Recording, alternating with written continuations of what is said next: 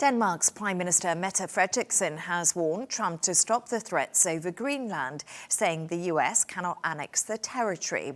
She emphasised Greenland is part of Denmark, a NATO member, and covered by existing defence agreements.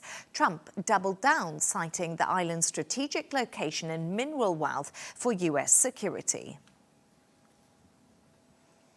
For more on this, I'm joined from Copenhagen by international relations expert, Dr. Malek Setiz. Thank you so much for your time this evening, Dr. Setiz.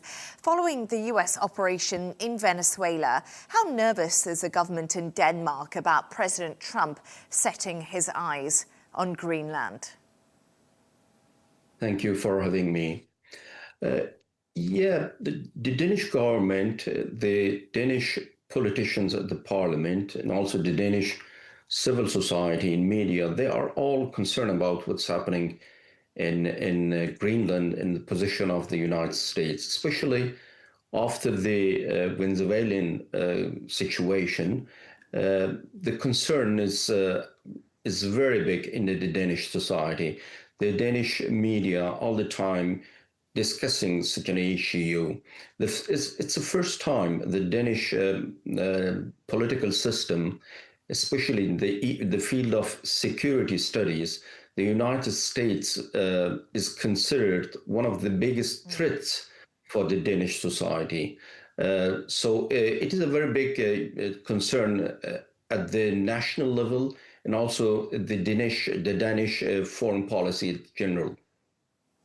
And the Danish Prime Minister has hit back at President Donald Trump's threats to annex Greenland. Will the US President take any notice of what Mette Frederiksen has actually had to say? Not really, because all the time the President of the United States disregard the position of the Danish government. The Danish government have provided different strategies to discuss the issue of Greenland with the United States through diplomatic means. However, the government of the United States disregard the position of Denmark as such. And it also been disregarded the position of the European Union by the United States. So it's a very complicated situation. Although the Danish government, the European politicians try to use diplomatic channels, however, there is not a positive responses from the United States. And the President of the United States continuously saying that the Danish government do not have the ability to control and manage the Greenland. And it's also been a huge critics from the government of the United States by the visit of the Vice President, Vice President of the United States in the Greenland. And he was very critical about the condition of the life of Greenland people, and they criticized the Danish government of discrimination. So it is the relationship between Denmark and the United States is very critical at the moment. Some people would argue the relationship between Europe and the United States is also critical at the moment when it comes to the war in Ukraine and differing opinions on many subjects. But President Trump has repeatedly spoken about wanting Greenland since taking office a year ago. Why does the US president feel this territory is strategically important? Why does he want it?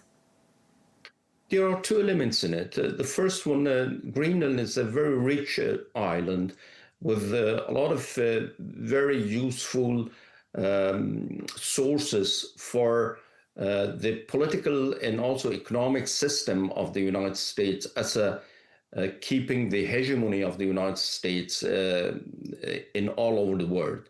The second issue is that Greenland is politically situated in a very important area of the world.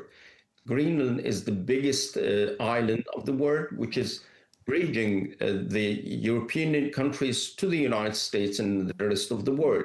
So that's why two elements, one economic elements, the second one is strategic elements, playing such an important role of being Greenland one of the important elements of the Trump's doctrine. And the US President Donald Trump has refused to rule out military action to gain control of Greenland. If a US military operation is mobilized, hypothetically speaking, can NATO or Europe do anything about it at all? You know, legally saying, all members of the NATO alliance should respect each other's territorial integrity. It is a very important element in the charter of NATO. However, the reality is something else.